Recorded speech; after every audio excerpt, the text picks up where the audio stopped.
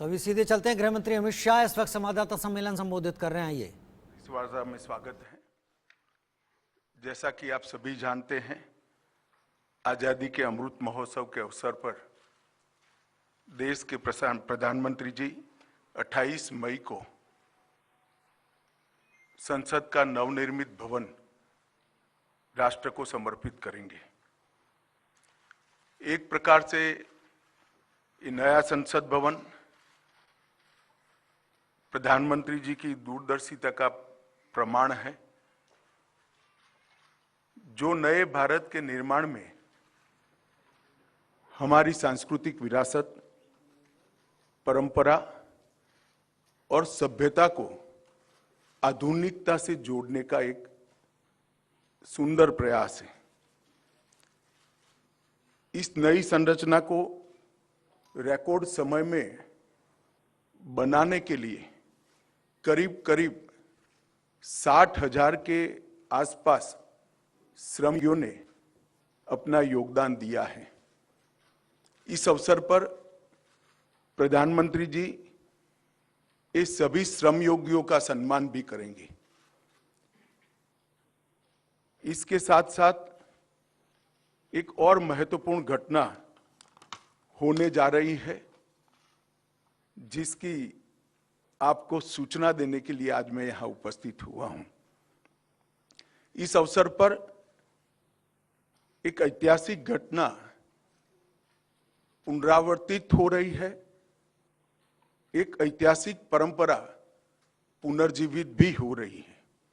अभी स्क्रीन पर आप एक सुंदर वस्तु को देख रहे हैं। राजसी लगती है वस्तु, इसके पीछे युगों से जुड़ी हुई एक परंपरा छिपी है। इसको तमिल में सेंगोल कहा जाता है और इस शब्द का अर्थ संपदा से संपन्न और ऐतिहासिक है। आज मैं आप सभी को इसको साझा करने के लिए यहां पर उपस्थित हुआ हूं। यह एक हमारी बहुत पुरानी सभ्यता से जुड़ी हुई प्रथा है, जिसकी गहरी जड़ें देश की परंपराओं में समाहित है। आजादी के अमृत महोत्सव में प्रधानमंत्री जी ने जो कुछ लक्ष्य तय किए थे, उसमें एक लक्ष्य हमारी ऐतिहासिक परंपराओं का सम्मान और उसका पुनः जागरण भी था। ये सेंगोल उसी लक्ष्य की परिपूर्ति के लिए आज मैं आपके सामने इसकी इंफॉर्मेशन को लेकर आया हूं। ये घटना जुड़ी है आजादी की क्षण के साथ। 14 अगस्त 1947 की रात को एक बहुत महत्वपूर्ण ऐतिहासिक और अनोखी घटना ने आकार लिया था, जिसकी 75 साल के बाद आज देश के अधिकांश नागरिकों को जानकारी नहीं है। यह सेंगोल जो अभी आपने स्क्रीन पर देखा था, उसने हमारे इतिहास में एक अहम भूमिका निभाई है और ये सेंगोल अंग्रेजों से भारतीयों के साथ सत्ता के हस्तांतरण का एक प्रतीक बना था। इस घटना के ऐतिहासिक महत्व को जानने के बाद आप सभी को आश्चर्य होगा कि इतने सालों तक ये हमारे सामने क्यों नहीं आई। जब इसकी जानकारी प्रधानमंत्री जी को मिली, इस पर गहराई से विचार करने के बाद प्रधानमंत्री जी ने इसकी गहन जांच के आदेश दिए और फिर निर्णय लिया कि गौरवमयी प्रसंग को ध्रुव तारे के समान, परंपराओं के ध्रुव तारे के समान देश के सामने रखना चाहिए। इसीलिए हमारे नए संसद भवन के लोकार्पण के दिन को चुना गया। अब मैं थोड़ा इस घटना के बाद में आपको बताऊंगा। 14 अगस्त 1947 की रात को लगभग 10:45 पर पंडित जवाहरलाल जी के ने विशेष रूप से तमिलनाडु से आए हुए अधिनम से सेंगोल को स्वीकार किया था। उन्होंने इसे अंग्रेजों से भारत को सत्ता प्राप्त करने के प्रतीक के रूप में पूर्ण विधि विधान के साथ स्वीकार किया था। पंडित नेहरू ने 14 अगस्त की रात को अपने निवास पर कई नेताओं की उपस्थिति में सेंगोल स्वीकार कर सत्ता के हस्तांतरण की प्रक्रिया को एक प्रकार से पूरा किया था, जिनमें श्री राजेंद्र प्रसाद भी थे, जो बाद में हमारे राष्ट्रपति बने। ये घटना क्यों और कैसे हुई, हम सब जानते हैं कि सन 47 में भारत को आजादी देने का जब निर्णय हुआ, तब लॉर्ड माउंटबेटन को ये प्रक्रिया को निर्विघ्न समाप्त करने के लिए भारत के वाइसरॉय बनाकर भेजा गया। जब ये प्रक्रिया करने का समय आया, तब लॉर्ड माउंटबेटन, क्योंकि इंग्लैंड से आते थे, इनको हमारी सांस्कृतिक और पारंपरिक व्यवस्थाओं की जानकारी नहीं थी। उन्होंने पंडित जवाहरलाल नेहरू जी को ये प्रश्न किया कि ब्रिटिश से भारतीयों के हाथ में सत्ता का हस्तांतरण के प्रतीक के रूप में कौन सा विशिष्ट परंपरागत समारोह का आयोजन किया जाना चाहिए। पंडित जी भी कंफ्यूज थे। उन्होंने थोड़ा समय मांगा और कहा कि मैं साथियों से चर्चा कर आपको इसके बारे में जानकारी दूंगा। पंडित जवाहरलाल नेहरू जी ने चर्चा करने के लिए अपनी पसंदगी बहुत अनुभवी स्वतंत्रता सेनानी, दार्शनिक, भारतीय परंपराओं के जानकार, इतिहास के मर्मज्ञ ऐसे विद्वान सी राजगोपालाचारी पर नियुक्त की, जिनको हम राजा जी के नाम से जानते हैं। उन्होंने ये बात को राजा जी के सामने रखा। राजा जी ने अनेक पुराने ग्रंथों का अभ्यास कर, अनेक प्रक्रियाओं को स्टडी कर साम्राज्यों के समय में सत्ता के हस्तांतरण की प्रक्रिया का एक सटीक इतिहास रेखांकित कर इस सेंगोल की प्रक्रिया को चिन्हित किया और पंडित नेहरू को बताया कि हमारे यहाँ हमारी परंपरा में इस सेंगोल के माध्यम से सत्ता के हस्तांतरण की प्रक्रिया को अधिकृत किया गया है। और इस प्रकार ये प्रक्रिया तय हुई और पंडित नेहरू ने पवित्र सेंगोल को तमिलनाडु के अधिनम से स्वीकार कर अंग्रेजों से भारतीयों के हाथ में सत्ता के हस्तांतरण को आकार दिया। वही क्षण था जब पंडित नेहरू ने सेंगोल को स्वीकार किया, जब हम जिसको स्वतंत्रता कहते हैं, इसका सटीक स्तन था। इस अनुष्ठान का उद्देश्य इस तथ्य का स्वीकारीकरण है कि भारत में विदेशी शासन भारत के लोगों के पास एक ऐसी आध्यात्मिक प्रक्रिया से आई जो प्राचीन और भारत की सुदृढ़ परंपरा है।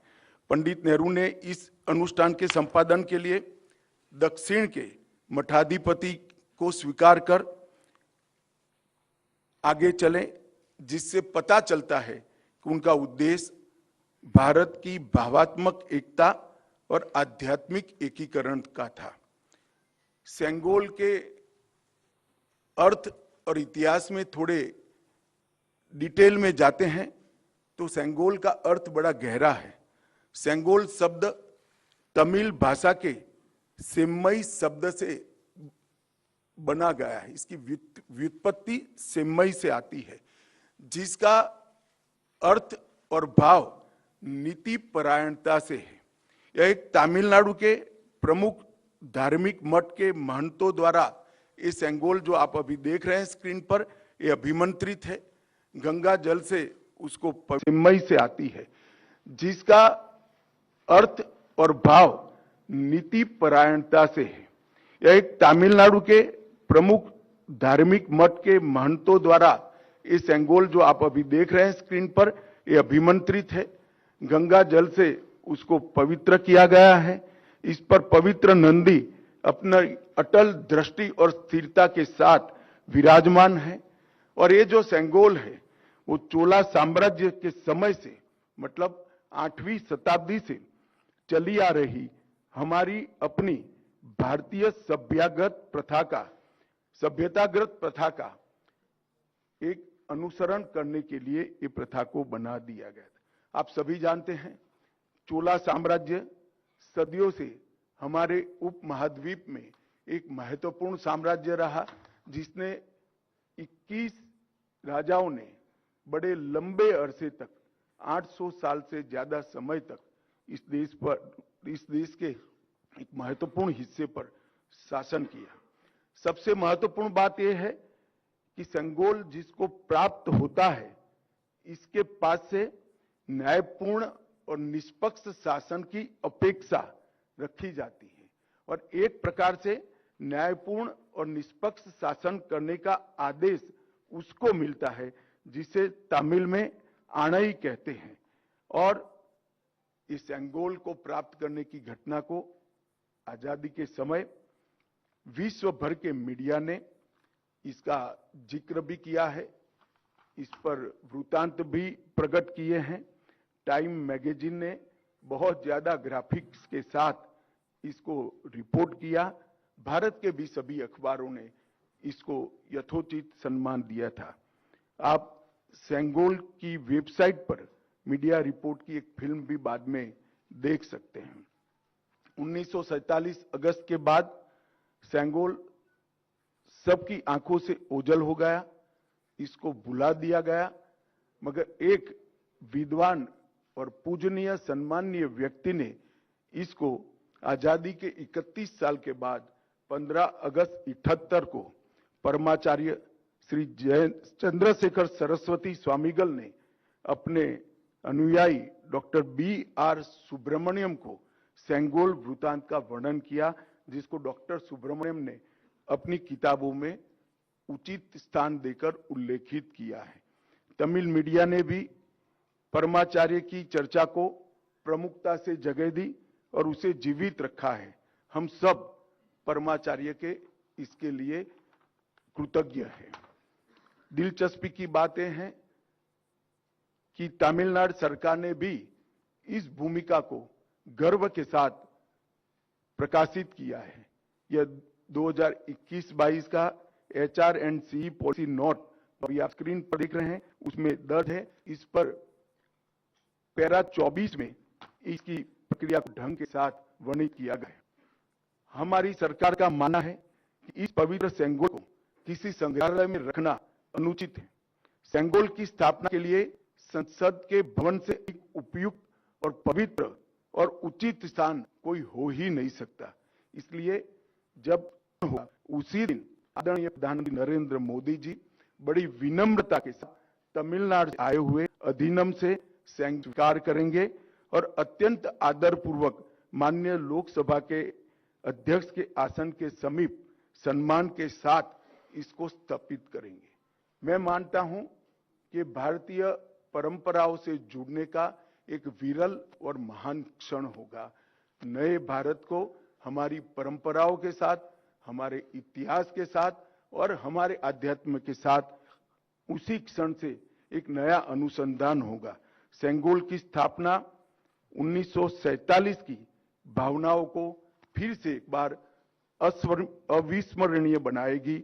यह सेंगोल जो है असीम आशाएं, अनंत संभावनाएं और एक मजबूत, स्वतंत्र और समृद्ध राष्ट्र के निर्माण का संकल्प है। यह अमृत काल का प्रतिबिंब होगा जो भारत को अपने विश्व में यथोचित स्थान ग्रहण के लिए गौरवशाली क्षण का साक्षी बनेगा। यह ऐतिहासिक योजना अधिनियम के अध्यक्षों से विचार विमर्श कर बनाई गई है। यह सभी 20 अधिनियम के अध्यक्ष इस शुभ अवसर पर उपस्थित रहेंगे, जो प्रधानमंत्री जी को सेंगोल अर्पण करेंगे और इस पवित्र अनुष्ठान की पुनः स्मृति में अपना आशीर्वाद भी प्रदान करेंगे। इसके लिए मैं उनके प्रति आभार व्यक्त करता हूं। और एक बहुत हर्ष की बात है कि 14 अगस्त 1947 की प्रक्रिया में जो स्वयं उपस्थित थे वो 96 साल के वुमिंडी बंगारू चेट्टी भी इस कार्यक्रम में सम्मिलित होने वाले हैं। उनका आशीर्वाद भी इस कार्यक्रम को मिलेगा। यह घटना का दूरदर्शन और दी हुई लिंक से सभी मीडिया के माध्यमों से जीवंत प्रसारण देश भर के दर्शकों के लिए, नागरिकों के लिए भी होगा।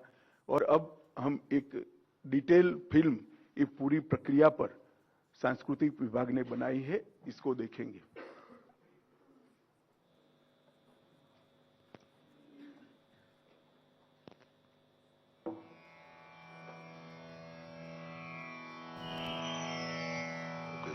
August 1947. Madras Presidency, Tamil Nadu.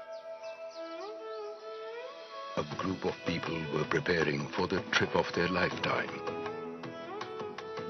They had been called to carry out an important mission, to sanctify and legitimize the transfer of power from one ruler to another. Where were these people going? Delhi. India was getting ready for its freedom, to be rid of the British rulers. After decades of people fighting for self-rule, thousands arrested, killed in action, chasing one goal, Azadi, freedom. The last Viceroy, Lord Mountbatten, had a task to complete: to hand over power to the Indians. He had a simple query: how should this moment of handover be conducted? A handshake would hardly do. What is the symbolism that should be adopted for the moment? He posed this question to Pandit Jawaharlal Nehru. A good question, something that needed thought. A puzzled Nehru turned to the veteran freedom fighter, Shri C. Rajagopalachari. Rajaji, as he was popularly known, was from Tamil Nadu. Recalling the making of the Sengol, 96-year-old Shri Bhumidi Ettirajalu. ஆதீனம் அவர்கள் எடுத்திருந்து செய்ய வேண்டும் என்று யாரோ சொன்னார்கள் என்று வந்தார்கள். Drawings எல்லாம் காட்டி, it was round thing with எல்லாம் போல் இது மாதிரி செய்ய வேண்டியிருக்கு. இது நல்ல பெரிய இடத்துக்கு போகுது, ஜாகிரதையாக செய்யணும், நல்லா செய்யணும். Then give the order. It was made of silver with gold coating. I was very happy to be associated with the making it. Indian people supervised it. நமக்கே சுதந்திரம் வந்துடுத்து, அந்த சந்தோஷத்தில் இருந்தோம். அதுக்காக செய்ய வேண்டிய ஒரு செங்கோலை ஆதீனம் அவர்கள் நமக்கு கொடுத்ததால மிகவும் சந்தோஷம். The Holy Seer directed his deputy, Srila Sri Kumaraswamy Tambiran, the Adinam's Oduvar, special singer Manikam, and Nadaswara Vidwan T.N. Rajaratnam Pillai to conduct the proceedings. The delegation was flown to Delhi on a special flight. On the night of August 14, 1947, Srila Sri Kumaraswamy Tambiran gave the Sengol to Lord Mountbatten.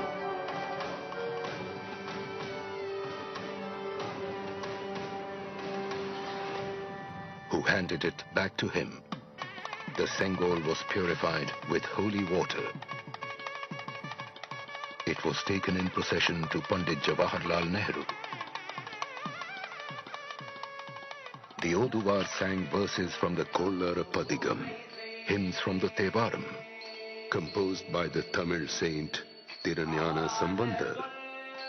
The sannyasi wrapped Nehru in the Pitambaram and handed over the Sengol. The verse ended with the words, Adiyargal Vanil Arasalvar Anai Namade, meaning, it is our order that the follower of the Lord, the King, shall rule as in the heavens, Thus, the transfer of power to rule the nation happened with a symbol as per civilization practice from 1,000 years ago, in a remarkable integration of the South and the North, commemorating the birth of the nation as one.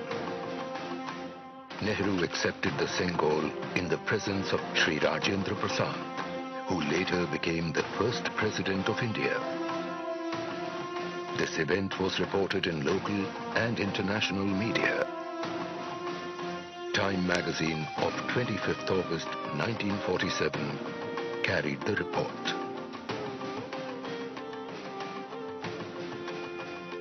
Pandit Nehru thereafter went on to deliver his famous address at the midnight hour of August 14th, 1947.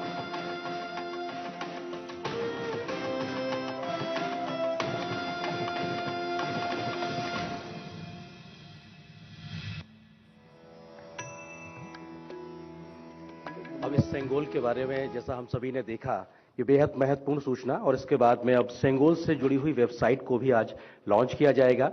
इस सिलसिले में हम फिर से निवेदन करेंगे केंद्रीय गृह एवं सहकारिता मंत्री श्री अमित शाह जी से कि कृपया वो वेबसाइट का लॉन्च करें।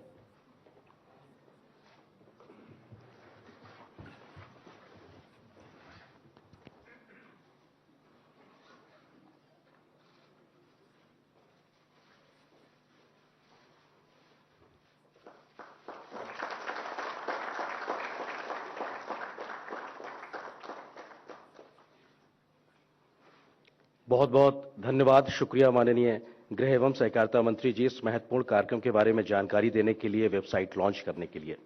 अब सेंगोल से जुड़ी तमाम जानकारियां आप मीडिया बंधुओं के साथ भी साझा की जाएंगी। आप मीडिया बंधुओं को उपलब्ध कराई जाएगी जानकारी में सेंगोल के बारे में प्रेस विज्ञप्ति, मीडिया डॉकेट, पृष्ठभूमि के बारे में जानकारी, अक्सर पूछे जाने वाले प्रश्न यानी FAQs। इसके अलावा सेंगोल के आधीनमों और स्वर्णकार श्री मुम्बिडी जी के प्रवास की जानकारी भी दिल्ली के बारे में वो आपको उपलब्ध कराई जाएगी। और आज की इस प्रेस वार्ता में माननीय गृह मंत्री जी द्वारा सेंगोल के बारे में शुरुआती जानकारी साझा करने के बाद अब आप मीडिया बंधुओं से कुछ सवालों को भी आमंत्रित किया जा रहा है। इस सिलसिले को आगे बढ़ाने के लिए अब मैं आमंत्रित करता हूं पत्र एवं सूचना कार्यालय के प्रधान महानिदेशक श्री राजेश मल्होत्रा जी को। एक सेकंड, पहले मेरा निवेदन है कि इसी प्रक्रिया के बारे में ही सवाल करिए। मैं नहीं चाहता कि कोई राजनीतिक बात आज के महत्वपूर्ण प्रसंग में आए। मैं आपको मिलता ही रहता हूं। 100 नंबर, 100 नंबर, इधर फ्रंट पे। हाँ, Amiji, Vanakkam. Dinamalar Venkatraman from Dinamalar. You made a very elaborate details about the Sengol. It's not only from Chola Kingdom, it's the rulers of Tamil Nadu, Pandya, Chera Chola Pandya, everybody was using the Sengol when transits of power. And also indicate how a king has to rule the country, which indicates to the people of the entire southern India. Now, the southern India people have shut the door for the BJP for the. चलिए मैं समझ गया, हो गया आपका सवाल। Next. और sir, वो आपका कोई रिएक्शन नहीं है क्या सर? चलिए, मैंने कहा ना आज राजनीति की चर्चा नहीं करनी है भाई। आप इतना सुनकर भी इतने सन्नीय पत्रकार होकर करते हैं। सर,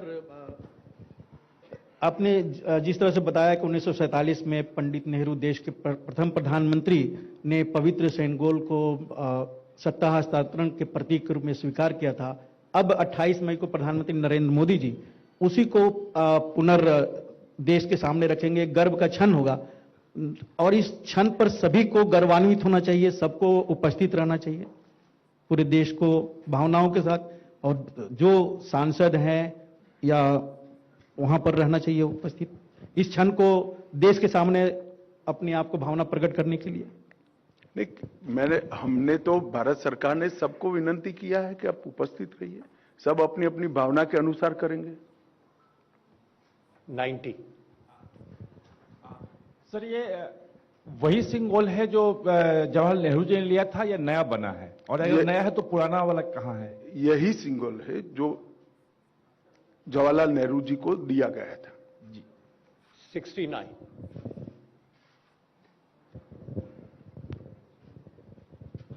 सर, जैसा आपने कहा कि यही सिंगोल है जो 1947 में दिया गया था, लेकिन ये अब तक था कहाँ और क्या पिछली सरकारों ने इसको खोजने की कोशिश किया या फिर पार्लियामेंट में लाने की कोई भी कोशिश की? इलाहाबाद के संग्रहालय में था, वहां स्थित था, उसको वहां से यहां लाया गया है। 125।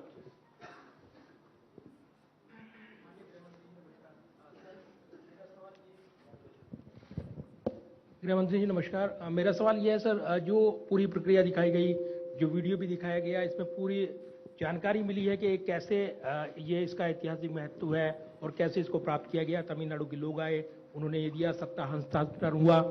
तो जब ये पहली बार विचार हुआ आप इसको लाएंगे और इस तरीके से इसकी कल्पना पृष्ठभूमि जो रही, ये पहली बार विचार कब आया और कैसे इसको लागू किया जाए, ये क्या कल्पना रही, इसके पीछे प्रधानमंत्री जी क्या सोच रहे हैं? ये बहुत लंबी प्रक्रिया है।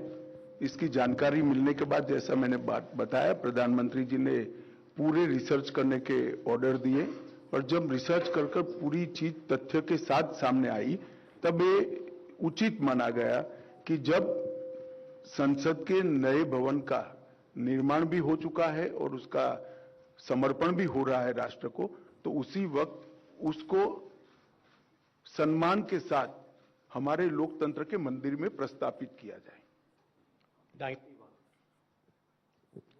सर नमस्कार, मैं आमिर हूं न्यूज नेशन से।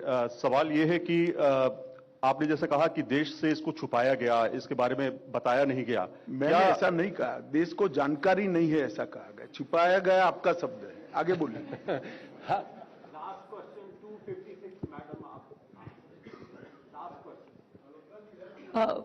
सर मैं इधर 256 सर मैं ये पूछना चाहती हूँ कि इसको पुनर्स्थापित करने के पीछे क्या लक्ष्य है, और क्योंकि देश ने इतनी बड़ी परंपरा से अब तक अछूता रहा है, तो ये जन जन तक पहुंचे, तो इसके लिए क्या कुछ किया जाएगा?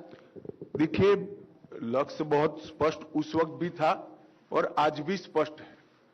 सत्ता का हस्तांतरण सिर्फ हाथ मिलाने से और एक दस्तावेज पर हस्ताक्षर करने से नहीं होता है। सत्ता का हस्तांतरण तब होता है जब सत्ता यहाँ की परंपराओं से चलेगी, यहाँ की परंपराओं के साथ जुड़ी रहेगी और हमारी संस्कृति के आधार पर, इसके मूल ढांचे पर नई आधुनिक जरूरियातों को ध्यान में रखते हुए चलेगी। तो ये सेंगोल का नए संसद भवन में स्थापन इसी बात का द्योतक है जो जवाहरलाल नेहरू जी ने उस वक्त 14 अगस्त को महसूस की थी।